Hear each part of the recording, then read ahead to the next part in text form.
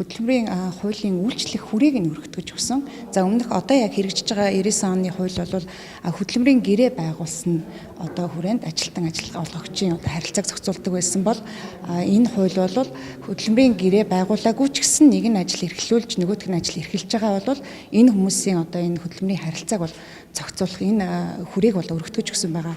За хоёрт нь бол ер нь бол хөдөлмөрийн харилцаанд сүүлийн үед бол их өөр одоо шинэ төрлийн одоо хөдөлмөрийн харилцаанууд их орж ирж байгаа. Энэ төрлийн харилцаануудыг бас энэ дээр зохицуулт хийж өгсөн байгаа.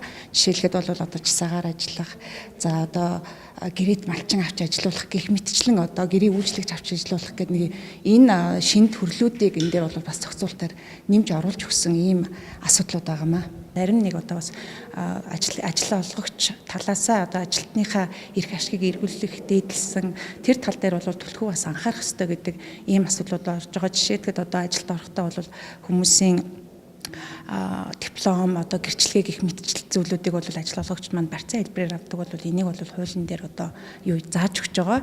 За тэгээд ажил амралтын цагийн зохицуулалт илүү цаг гэх мэтчлийн энэ заалтуудыг бол тодорхой хэмжээгээр бол энэ дээр нарийн одоо ажилтан ажил олгогч хоёр харилцан зөвшөлтсөж энэ дээр гэрэн дээр оруулах ийм заалтуудыг хийж байгаа.